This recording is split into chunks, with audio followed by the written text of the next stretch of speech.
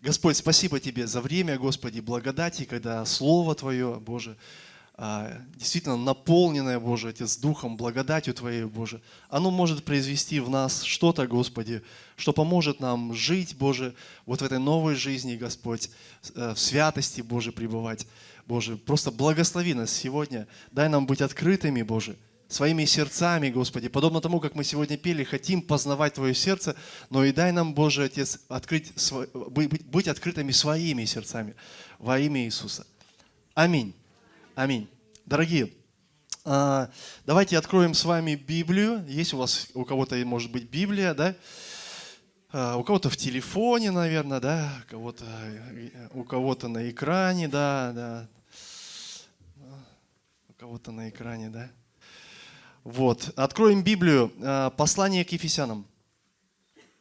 Хорошее очень послание. Последнее время что-то часто я в нем себя нахожу. Да, начинаешь что-то, знаете, там одно место Писания, второе, третье, потом раз чувствуешь, забурился, а потом смотришь, ты, оказывается, в Ефесянах. Слава Богу, хорошее послание. Так вот, мы пойдем с вами в 5 главу. Да, будем в 5 главе. Но я хотел бы просто сделать такой вот, подчеркнуть один момент такой, что о том, что я буду сегодня говорить, вот с 4 главы апостол Павел до самого конца послания этого, то есть он к Ефесянам, да, он говорит, призывает нас к святой жизни. И он говорит, как жить святою жизнью, то есть новой жизнью. И дает вот с 4 главы, я не помню там с какого стиха, где-то с середины главы, так скажем, он дает наставления, то есть как советы, как жить вот этой святой жизнью. Да? И вот давайте мы откроем 5 главу. Я хочу зачитать с вами сегодня с 10 стиха по 17 мы прочитаю вам. Вот. Ну, либо мы с вами прочитаем, если вы будете читать со мной. Да? Вот.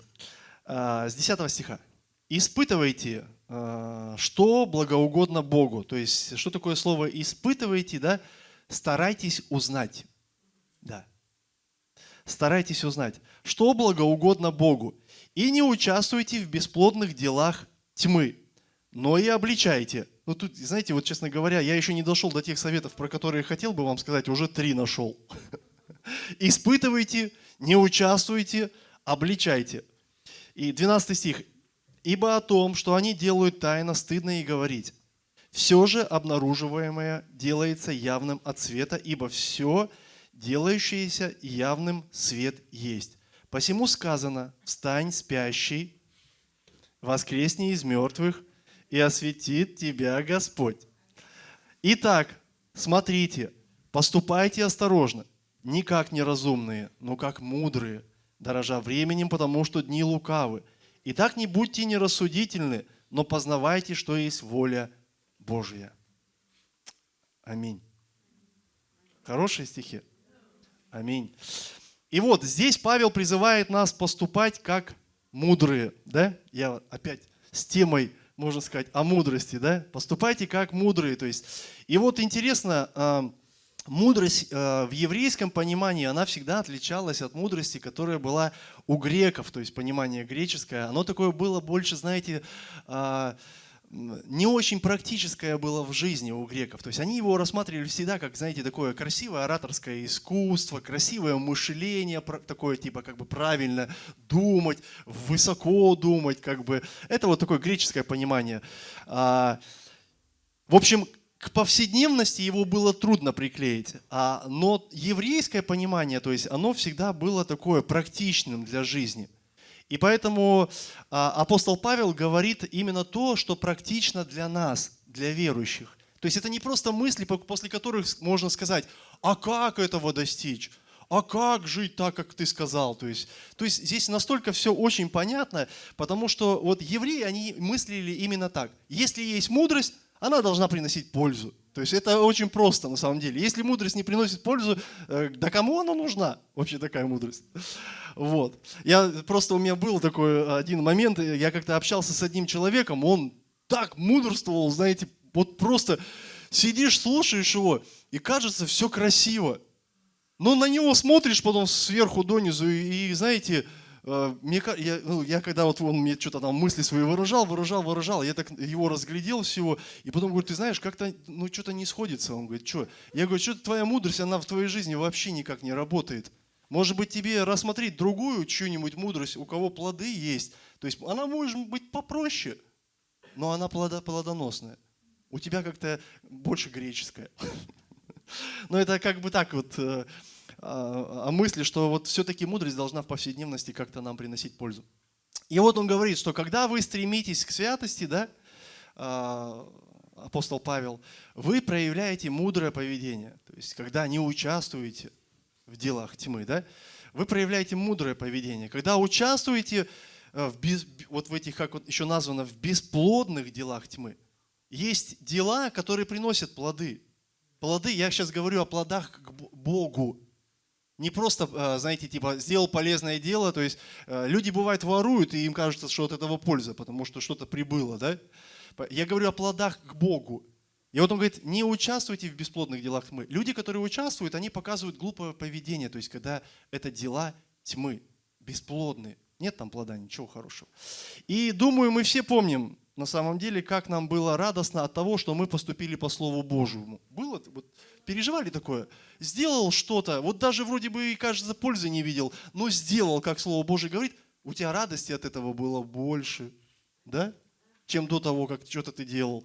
Но и были моменты, когда нам было очень стыдно, когда мы поступали именно по плоти, угождая реально вот своему ветхому человеку. Даже больше скажу, поступали как неверующие, как не знающие Бога. Причем иногда намеренно отвергая Бога, чтобы выхватить ту пользу, которую мы там видели, наживу какую-то. Понимаете? И было очень стыдно, когда мы это осознавали. Например, я мог где-то что-то сказать, допустим, ты как бы говоришь, и знаешь, слово вылетело, а тебе мог кто-нибудь подойти и сказать про это слово. И тебе действительно становится стыдно, потому что тебя как поймали, как будто ты воровал что-то или что-то делал, знаете, и тебе становится стыдно, и, естественно, поднимается, я думаю, вот это и есть проявление мудрости, когда у тебя поднимается осознание того, что ты сделал, и ты просишь Бога, чтобы Он помог тебе измениться. Потому что глупцы, они так не живут. Глупое поведение, оно не имеет этого. То есть, поэтому слава Богу, конечно, что Бог нас как-то показывает нам свой правильный путь. И вот, апостол Павел дает нам вот в этих местах Писания, да, дает нам такие практические советы, как избежать глупости в жизни. Глупости в жизни. А глупость, она может проявляться в нашей жизни в разных формах. В разных формах. Вот, к примеру, например, некоторые глупости, которые описаны в Библии. И вы, возможно, где-то видели проявление такой глупости. Кто-то знает, кто знает, может, кто-то и в своей жизни. Допустим, вот такая глупость. Отрицание Бога. Как вы думаете, глупость? Да? Псалом 13. Смотрите, 1 стих. «Сказал безумец в сердце своем, нет Бога». Да. Бог называет человека, который отвергает его, безумцем. Безумец сказал. То есть глупцы, они творят зло, живут неправильно, и поэтому они думают, что Бога нет. То есть они отвергают, поэтому так и живут. Сказал безумец. Или, например, смотрите, такая глупость. Забота только о земном. Писание называет это глупостью. Когда человек заботится только о том, чтобы вот ему было, выгода только в земном. Только в земном. То есть суть того, что когда человек пренебрегает духовными вещами, он глупец. Притча. Луки 12 глава. Луки 12 глава. С 16 по 20 стих хочу прочитать с вами. И смотрите, Иисус рассказывает притчу. «И сказал им притчу. У одного богатого человека был хороший урожай в поле, и он рассуждал сам с собою, что мне делать?» Вот так вот, знаете, просто лежал на диване и думал, что мне делать, да? Есть богатый урожай. «Некуда мне собрать плодов моих», думает он. И сказал, вот что я сделаю. Сломаю житницы мои и построю большие. Соберу туда весь хлеб мой и все добро мое. и скажу душе моей: душа, много добра лежит у тебя на многие годы. Покойся, ешь, пей, веселись. Ну, на самом деле здесь, вот, кстати, ешь, пей, веселись, это не пьянка, чтобы вы думали. То есть это не просто какой-то, это просто жизнь человека. Любой человек ест, пьет, может смотреть смехопанораму там, и еще какие-то программы с утра до вечера. Вот, ешь, пей, веселись. Но смотрите, но Бог сказал ему: безумный, всю ночь душу твою возьму у тебя. Кому же достанется то, что ты заготовил? И вот интересно, да, вот когда мы смотрим на эту притчу, вроде бы мы видим на самом-то деле мудрого человека. В притче-то можно увидеть не глупца, который говорит: сейчас пойду продам все, куплю себе там машину, буду возить свою там пьяную компанию, короче, мы будем из бара в бар кататься, там пропивать все, кутить. Не об этом же говорится, да? Говорится о том, что он не хочет тратить все на развлечения. Он говорит: я буду расширяться, я расширюсь, я построю. То есть это очень, на самом деле, как бы не все так думают. Вот даже так. И он говорит: будем, короче, расширять бизнес. Но Бог называет его безумным. Безумным почему? Потому что он на самом деле хорошо думает о делах, но плохо думает о своей душе. Понимаете, отвергая духовное, просто заботиться о земном. Поэтому пусть у этого человека, конечно, все будет. Возможно, у него есть все красиво, с мудростью приобретал. Но если он не заботился о своей душе, не заботился о том, что благоугодно Богу, Бог говорит, что ты глупо живешь.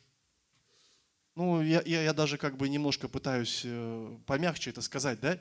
Поэтому, дорогие, важно думать о том, что угождает Богу. То есть важно думать о том, что душе может навредить, а что может ее спасти.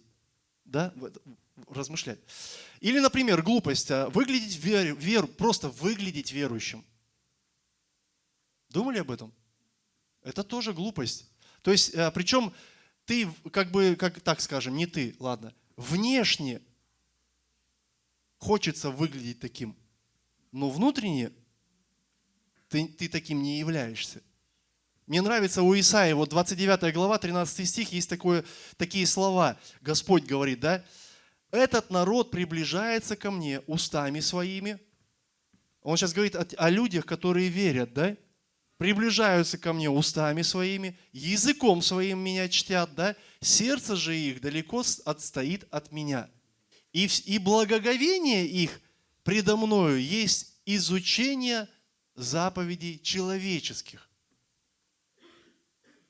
Он говорит о людях, которые говорят, там, руки надо помыть, ноги надо помыть, это важнее, чем почитай родителей там, или еще каких-то вещей, понимаете?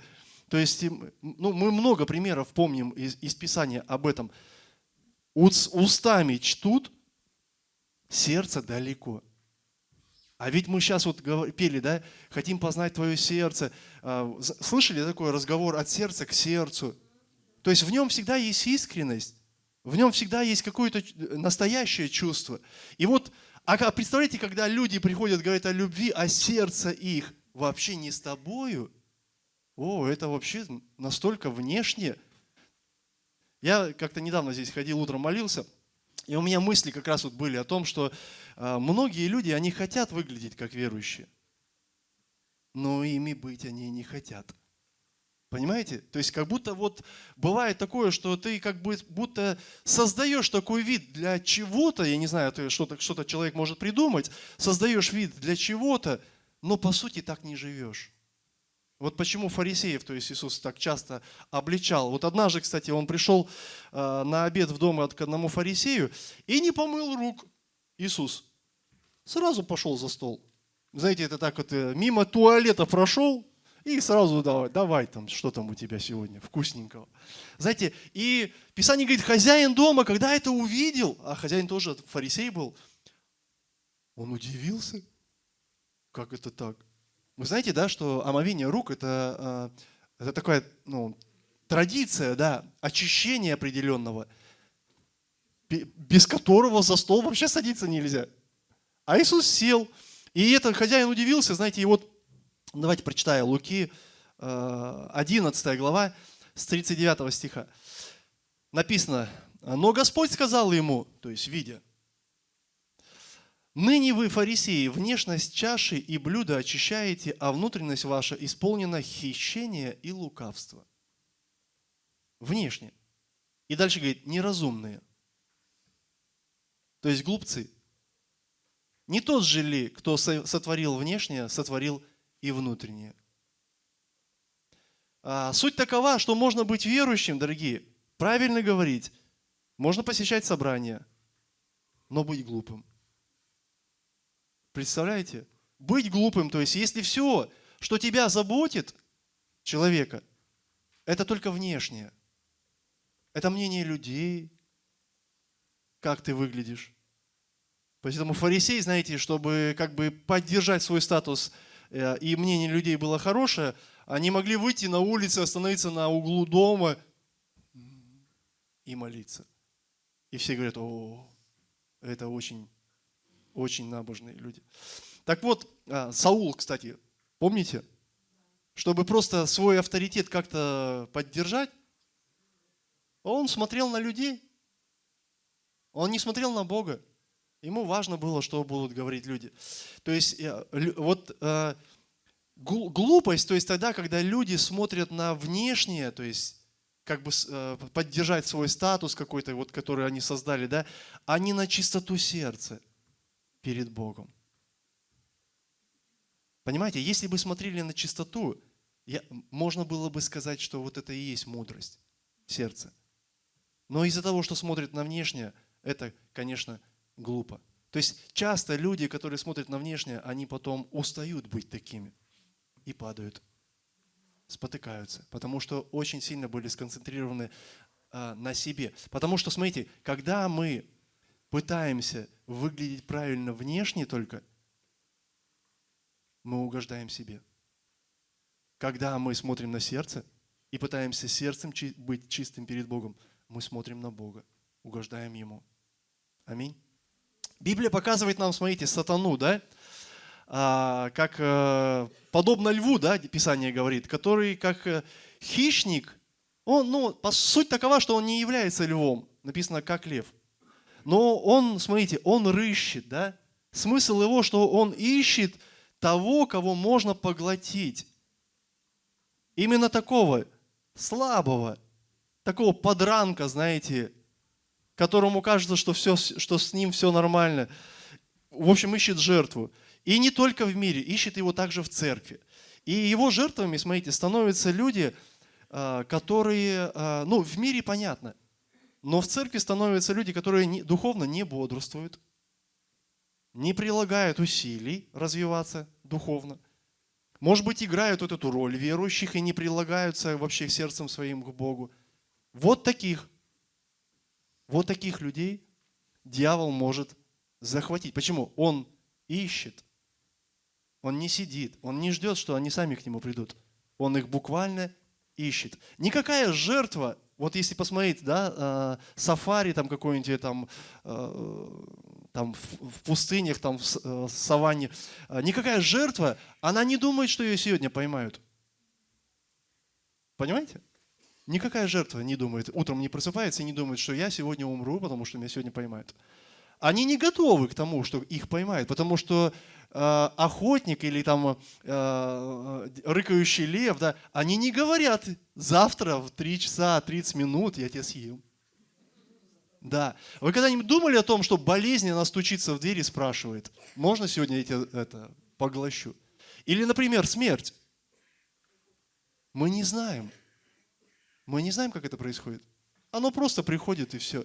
Поэтому, дорогие, очень важно бодрствовать нам, да, и быть наготове, чтобы дьявол он не смог подобраться, как бы. Потому что если человек, он превращается в такого духовно не бодрствующего, то есть не прилагающего усилия, то рано или поздно все его стремления, они будут к чему? Он захочет подражать миру. Он захочет быть друзей в мире, он захочет дискотек в мире, он захочет тусоваться с миром, он захочет выглядеть полностью там, как то, и делать все то, что делают в мире. Он захочет. Почему? Его взгляд будет туда. Он не будет думать о небесном, он будет думать о земном. О земном. Поэтому проявить мудрость могут только истинно верующие люди, кто знают истину и знают ее ценность. Только такие люди могут действительно сказать: нет, мне этого не надо. Да, оно красиво, да, оно ярко. И вы знаете, да, оно может быть сильно хочется, потому что как бы у всех это есть. Но это не мой вариант. Почему? Потому что я знаю Бога. Я Богу такому, в смысле, таким Бог меня не ждет. Он хочет, чтобы у меня был Его характер. Он хочет, чтобы я был носителем Его образа. Он хочет, чтобы я проповедовал Его ценности, а не ценности этого мира. Понимаете? Потому что я вот иногда смотрю, можно одеться так, допустим, ладно, парню сложно удивить, конечно, показать ценности этого мира. Но женщина может одеться так, что ценности этого мира все увидят. Понимаете? И тогда мы смотрим, проповедниками каких ценностей мы являемся. Понимаете? Вот. Однажды, кстати, про ценности, если так чуть-чуть и про знание истины. Однажды Колумб в 1492 году попал на Багамские острова, приплыл на Багамские острова. И если кто-то знает географию, в общем, это между двумя материками, в смысле Северной Америкой и Южной Америкой, где-то рядом с Кубой, есть такие архипелаг такой, Багамские острова. Так вот, там жили индейцы. И когда они туда приплыли, что они стали делать? Они увидели, что у них золото, много золота. Они стали им приносить там зеркальцы, знаете, расчески всякие, а у них этого не было. И они что стали делать? О, зеркальце! Они раз золото. О, расческа, на золото. Колокольчик, пим-пим-пим, на золото. И они такие счастливые моряки эти были все. Они золото прям мешками у них там все это. А те счастливые, что у них появляются такие вот небесные, в смысле, сокровища от белых богов, которые приплыли туда. Представляете? Но все заканчивается у моряков, им надо еще, они не могут быстренько сделать какое-то зеркальце. Они, смотрите, что стали делать. Они стали разбивать куски стекла, горшков глиняных, приносить им и давать это, и продолжать выменивать эти куски стекол, горшков на золото. Потому что те что-то думали, что это что-то действительно ценное. Понимаете? И, в общем, смысл в чем? Смысл в чем? Они их считали глупыми. Понимаете, они их считали глупыми, то есть их было легко обмануть. Тебе дают кусок глиняного горшка, а ты даешь золото. Сегодня я, конечно, такого не видел, именно, чтобы там за кусок глиняного горшка можно было золото выменить. Наверное, мы сегодня все богатые были. Да, но, дорогие, знаете, что сегодня я вижу? Что сегодня я вижу. И причем в церкви это тоже периодически встречается. Что люди сегодня также отдают самое ценное, что у них есть, душу, за какие-то подделки, то есть ценности, которые вот не имеют на самом деле цены. За какие-то подделки тленные, то есть не вечные вещи, а прям буквально тленные. Я думаю, знаете, если бы индейцы действительно знали истину, знали ценность того, что им дают, они бы никогда не поменялись. Понимаете? Поэтому истинно верующий, зная ценность и зная истину, он не разменяется на побрякушки, которые подсовывает ему дьявол. А он же ищет, а он же бродит. И он подсовывает эти куски, понимаете, глиняных горшков, возможно, еще это с-под ночных ваз. Подсовывает и подсовывает. Поэтому, дорогие, мы достаточно, конечно, в жизни совершили глупого, и поэтому апостол Павел хочет помочь нам поступать мудрее и дает, вот мы добрались сейчас до 3 советов, и дает нам 3 совета, о которых я хотел сказать, такие мудрые советы. Я их назвал «Мудрые шаги в новой жизни». И давайте начнем с первого. Первый совет, то есть если мы вернемся к Ефесянам 5 глава с 15 стиха по 17, мы будем рассматривать эти стихи. Итак, первый совет. Поступайте осторожно. Это первый совет.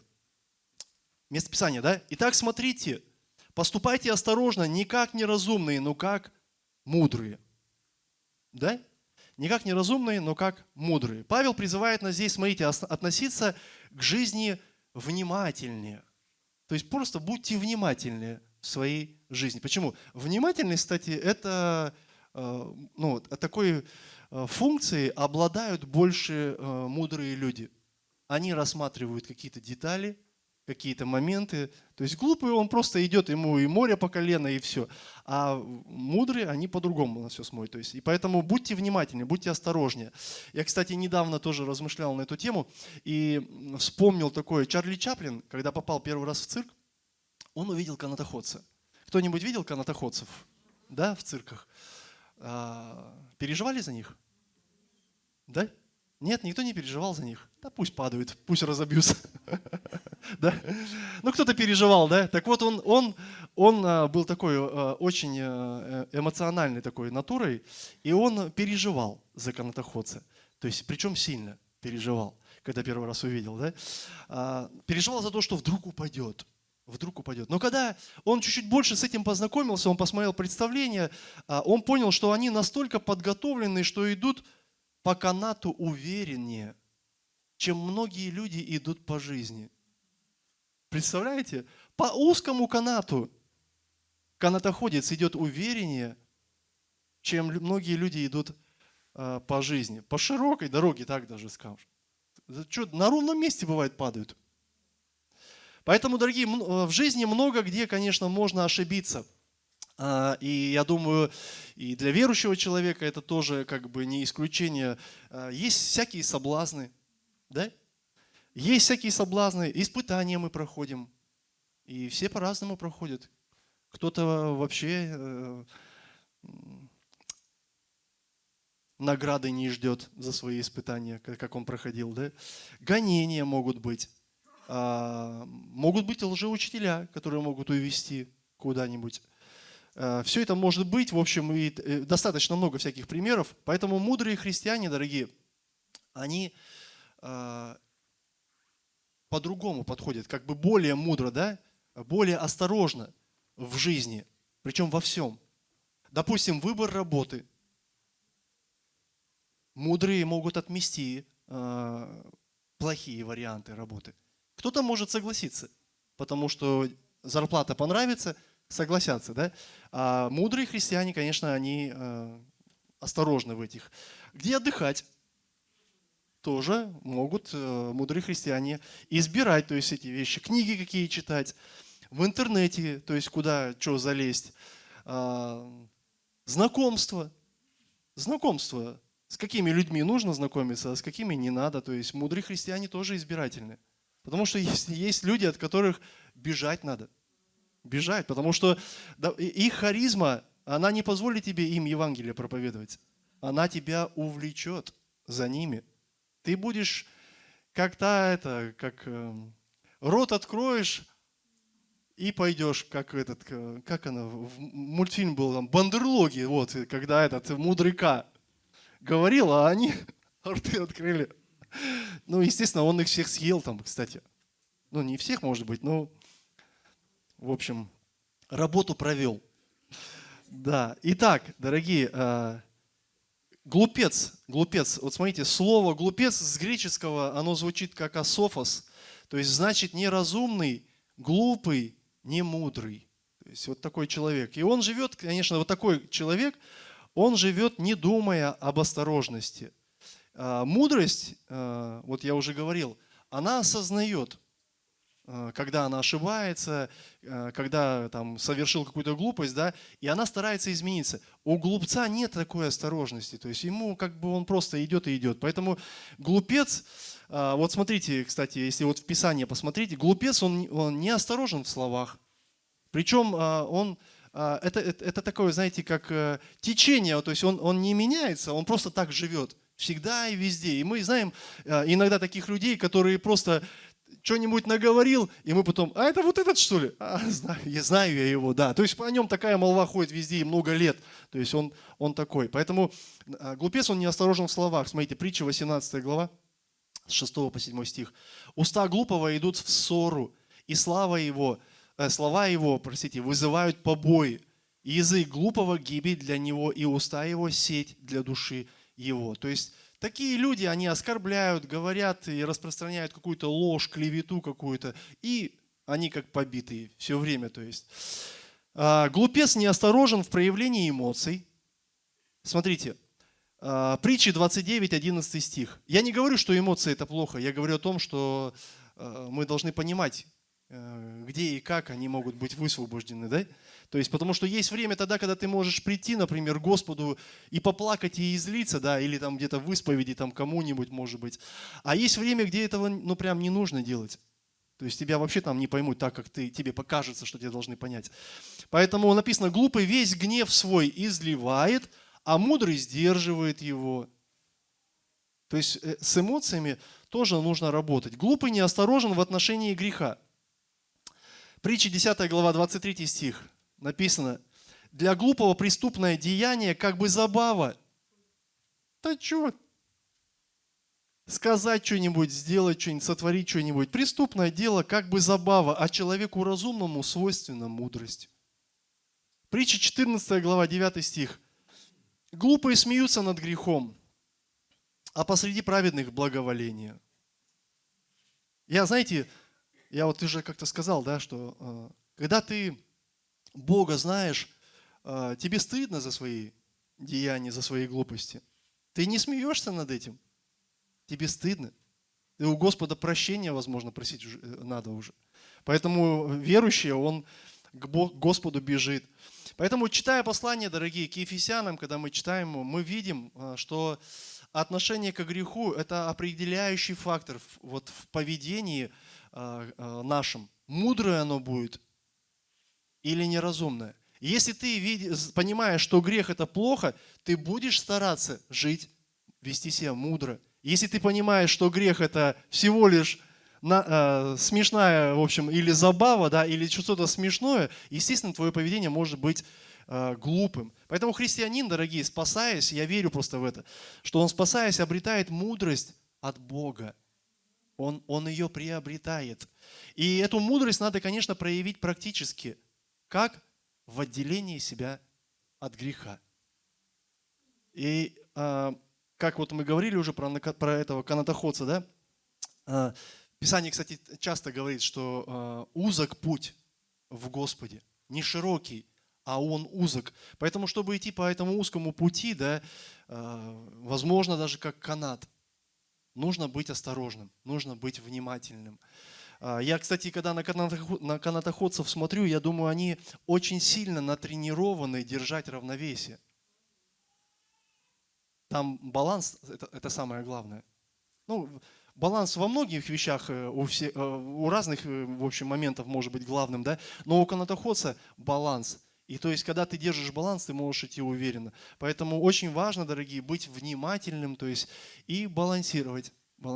То есть, не перекатываться в какую-то крайность. Итак, первый совет, да, и поступайте осторожно. Второй совет. Не упускайте возможности. То есть звучит он так. Место Писания, то есть это Ефесянам 5:16, да, продолжаем. Написано: дорожа временем, потому что дни лукавы. Дни лукавы. Почему я сказал, не упускайте возможностей? Слово дорожить в оригинале звучит как приобретать. То есть с греческого. Приобретать. И по-другому, если мы посмотрим на это местописание, Павел буквально говорит, что приобретайте время, не теряйте его, а приобретайте. Вы когда-нибудь думали так? Я помню такое выражение, что все мы думаем, что время придет, а оно, оказывается, уходит, да? Вот и здесь смысл примерно тот же самый. Нам нужно, дорогие, дорожить временем, то есть приобретать его для себя. А что значит приобретать этого? Это использовать всякую возможность, чтобы послужить Господу. Всякую возможность. То есть мы, как собиратели небесных сокровищ, мы не концентрируемся на земных. мы концентрируемся на небесных сокровищах. Поэтому приобретать время – это буквально видеть возможности, которые дает тебе Бог, чтобы ты послужил Ему, прославилось имя Его. И есть возможности, допустим, благовествовать грешнику. Вот в последнее воскресенье у нас брат Вячеслав проповедовал, да? Есть возможность благовествовать грешнику. У кого есть такие возможности в жизни? Да, ну вот поднял только один человек, конечно, руку. Да, дорогие, возможность такая есть. Есть? Вот. Если возможность есть, тогда благовествуй. Вы понимаете? Не упускай возможность, используй ее. Есть возможность послужить церкви. Один человек есть. Боже мой, дорогие, да таких возможностей у вас гораздо больше, чем благовествовать. Гораздо больше, чем благовествовать. Поэтому, если есть возможность послужить, служи церкви. Аллилуйя. Слава Богу, Данил, да. Если есть возможность пожертвовать, пожертвуй. Эти возможности тоже у нас есть в жизни, дорогие, и не только в церкви, слава Богу. Везде они есть. Поэтому есть возможность возрастать духовно для каждого. Да, есть возможность. Поэтому, дорогие, если есть возможность духовно расти, расти. Расти на здоровье. Никто не может сказать, пастор не дает мне расти. Да? Или лидер не дает мне возрастать духовно. Да, есть возможность расти. А зачем? Зачем нам вот это, не упускать вот эти возможности? Почему мы должны их использовать? Потому что Писание говорит, дни, они лукавы. Наши дни, они лукавы. То есть это говорит о том, что мы ограничены во времени. Если мы время, возможности, то есть время не приобретаем, оно буквально уходит у нас. Ты каждый раз себя тешишь, как сегодня сестра говорила, каждый раз себя тешишь, ну если бы у меня было, я бы дал. Или если бы я там мог, я бы сделал. Но, дорогие, извините, мы все можем, и мы все имеем. Поэтому мы ограничены. Мы можем планировать, да, какие-то вещи, но мы не знаем, когда нить жизни закончится. Ты спланировал поездку куда-то. Я помню, спланировал с семьей однажды, думаю, дай вот рвану куда-нибудь нашу эту вот приграничную Китайскую Народную Республику, думаю, может быть, там где-нибудь отдохнуть несколько дней. Спланировал, вроде бы, думаю, даже что-то подкопил, думаю, наверное, хватит как бы прожить. А раз ковид, и все закрылось. Да, а я планировал. Понимаете? То есть, ну это ладно. А если жизнь закончилась?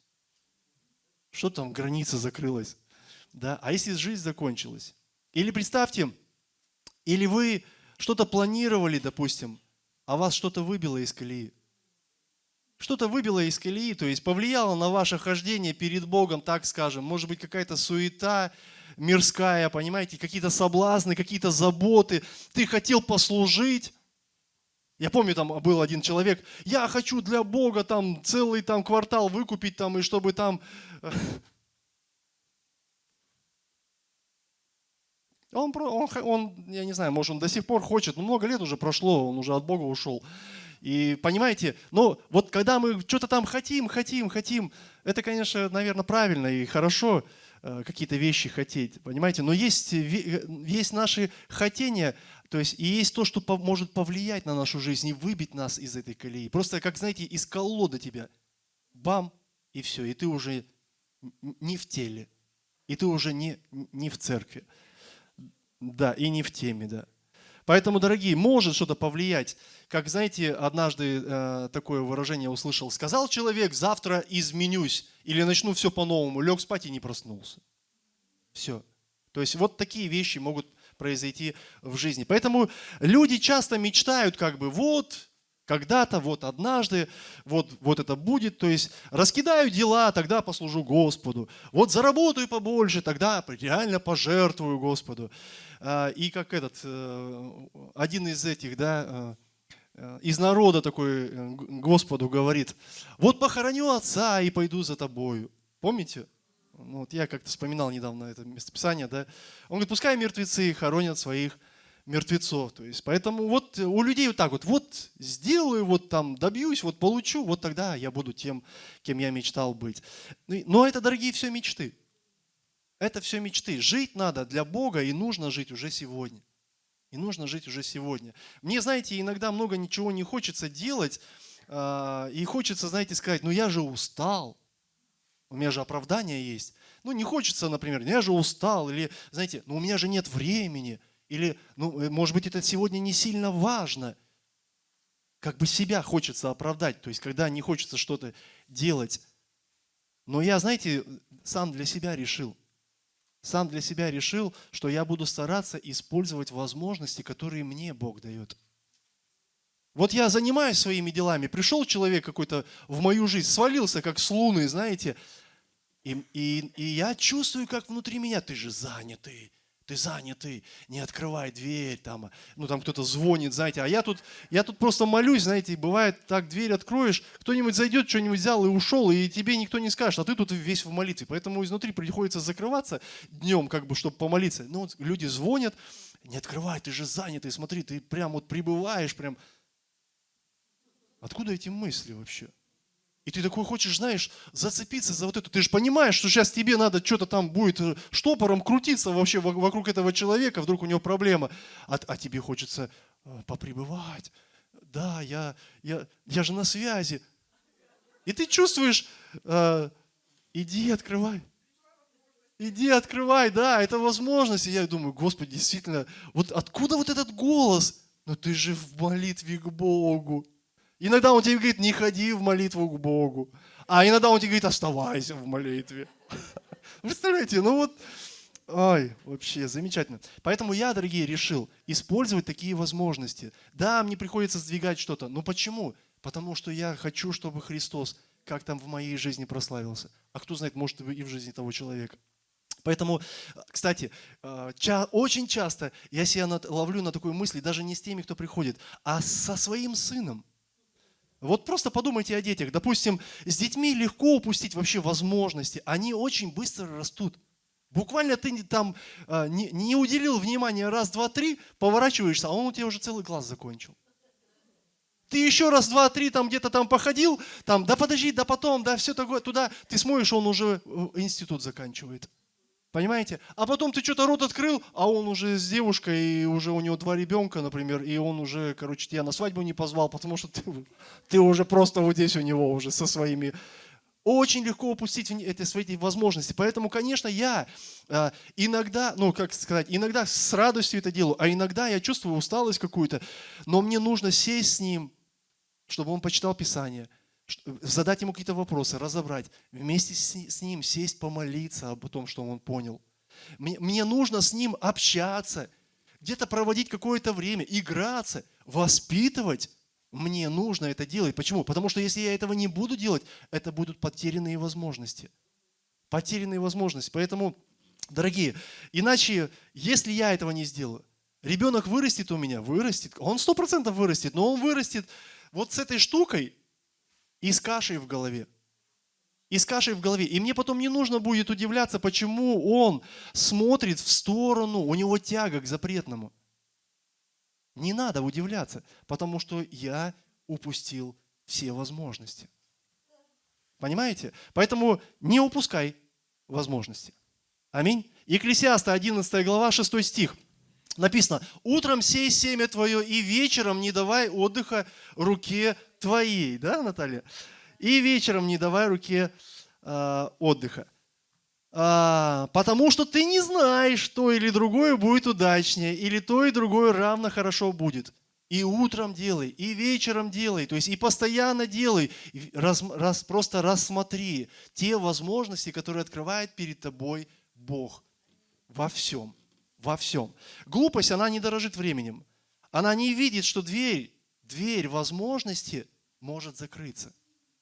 Может закрыться. Я часто вспоминаю одну женщину, которой Бог сказал, она сказала, почему ты меня сделал проповедником пробуждения. Он говорит, я до этого там к 3, по-моему, или к 5 братьям пришел, сказал об этом, они это проигнорировали.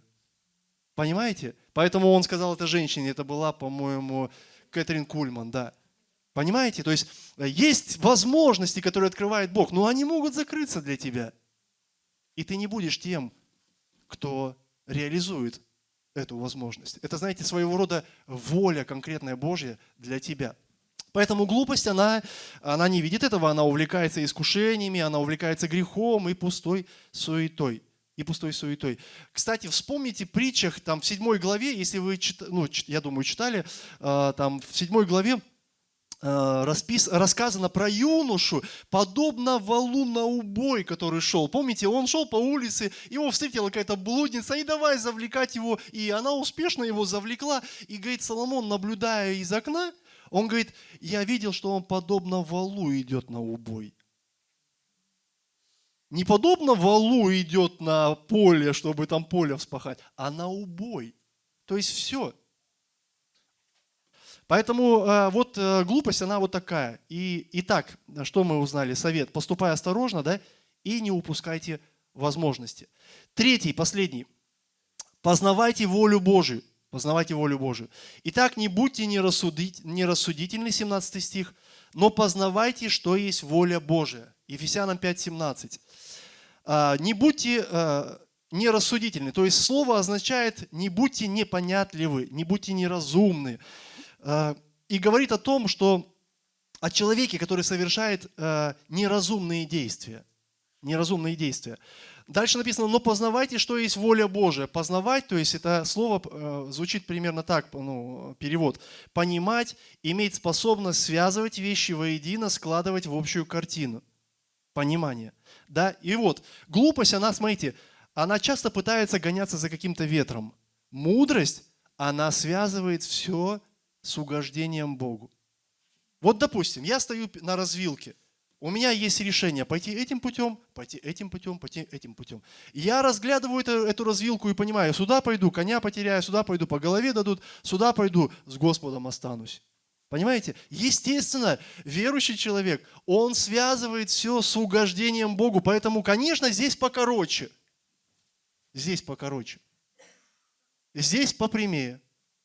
А здесь чуть дальше. Но здесь я с Господом останусь. Поэтому я выбираю такой путь. Понимаете? Связываю все с угождением Его воли. Чтобы не быть тем, кто гоняется за ветром, нужно познавать волю Божью. Кстати, о воле Божьей у нас недавно проповедовал тоже, да, была проповедь.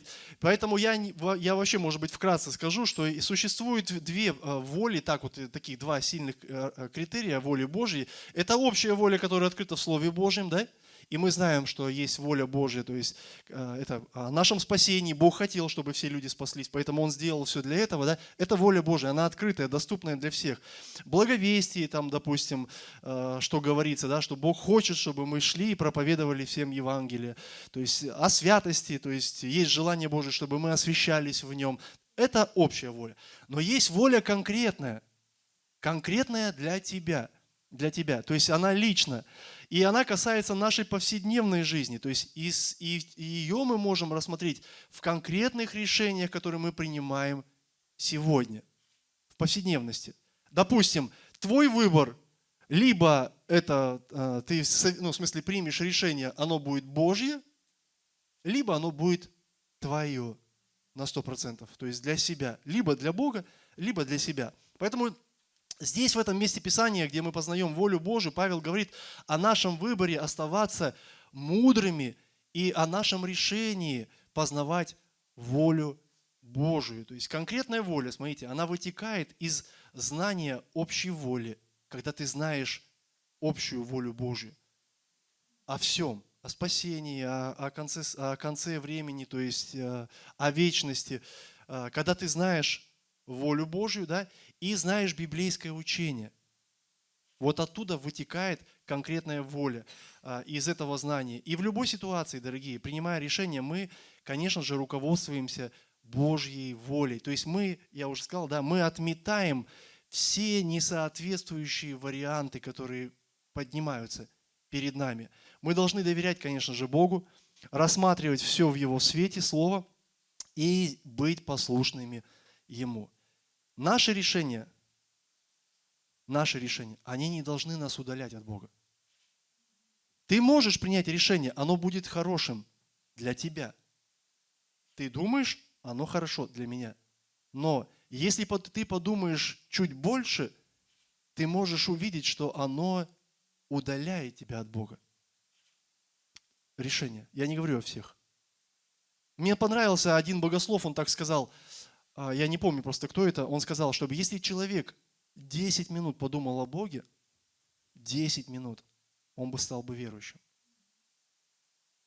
Люди о Боге думают в суе, поэтому они сегодня пустые. Им надо буквально какие-то вещи объяснять, знаете, но и то они не думают об этом иногда, когда ты с ними разговариваешь. Они думают обо всем, лишь бы ты просто уже исчез из их жизни.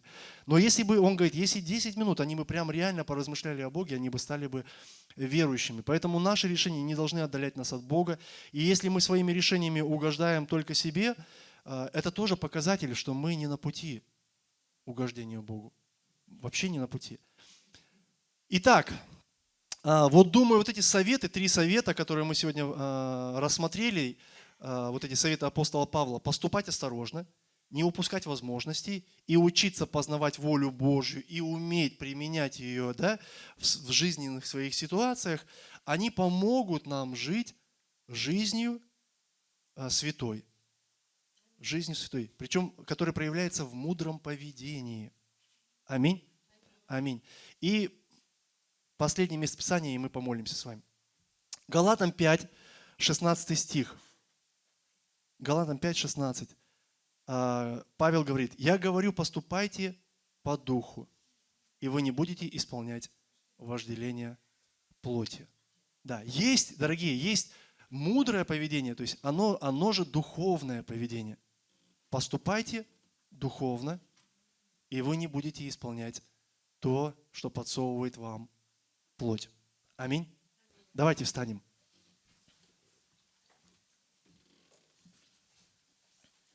Давайте встанем и помолимся. Аллилуйя, Иисус. Господи, мы благодарим Тебя. Мы благодарим Тебя за Твое Слово, Боже. Слово, которое буквально нас учит, Господь. Учит, Господи. Вразумляет, Боже. Как и написано, что все Писание Бога духновенно, Боже, и полезно. Аллилуйя, Боже. Оно наставляет, оно направляет нас. Павел писал к церкви, к Ефесянам, Боже, но это послание так сильно актуально для нас, Боже, во имя Иисуса Христа. И я благодарю Тебя, что через слова апостола Павла Ты буквально хочешь наставить нас, как нам жить. Что мы должны, Господи, быть осторожны. Осторожны в жизни, внимательны, Господи, наблюдательны к тому, как мы, что делаем, Господи. Мы должны научиться не упускать возможностей Твоих. Потому что одно дело, Господи, когда я вижу что-то. Другое дело, Господи, что у меня есть возможность поступить еще правильно. Однажды Иисус молился, что есть люди, они слушающие Слово Твое, но одни, они живут не исполняя Слово Твое, а другие исполняют. Поэтому у нас есть возможность, Господи, использовать все те возможности, которые Ты нам даешь, чтобы мы были исполнителями, Боже, Твоего Слова. Аллилуйя. Поэтому, Боже, спасибо Тебе. Спасибо Тебе. И, Господи, я благодарю Тебя, что мы, Боже, каждый день мы можем, Боже, прибегать к Твоему Слову, чтобы познавать Твою волю, Господь. Познавать Твою волю для своей жизни. Для того, чтобы наши решения, Господь, они отождествляли Тебя, Господь. Аллилуйя. Для того, чтобы наша, Боже, Отец, жизнь, она отражала Твою природу, Господь. Боже, я благодарю Тебя. Благодарю Тебя за Слово Твое. Спасибо Тебе, Иисус. Я прошу Тебя, благослови Твою церковь, Господь, чтобы мы научились ходить в этой мудрости, Боже. Научились, Боже, ходить в этой мудрости, Боже. И пусть ее никто не оценит, Господь. Пусть никто не скажет Тебе, какой Ты молодец и как Ты хранишь верность Господу. И я знаю, что венец Божий наш не от людей, Господь. Наш венец, он от Господа. Поэтому Павел говорил, я течение совершил, жизнь свою прожил и жду венец, который вручит сам Господь. Ему была важна оценка самого Господа. Я думаю, наверное, поэтому Он дает нам сегодня такие советы, чтобы наш забег, Господь, он завершился у Твоего финиша. И там Ты дал нам свой венец. Благослови Твою церковь, Господь. Дай нам поступать духовно, Боже, чтобы мы были сильны, Господь, противостоять, Боже, всяким соблазнам, всяким искушениям, Господи, и влечению плоти во имя Иисуса Христа. Во имя Иисуса, Боже. Дай нам быть, Боже, отождествленным с Тобой, Боже, буквально связанным, Господь. Аллилуйя, Иисус, чтобы мы могли так мыслить. Пусть у нас будут Твои ценности, Господь, во имя Иисуса Христа. Да будет благословенно Твое святое имя. Слава Тебе и честь наш Бог. Аминь. Аминь.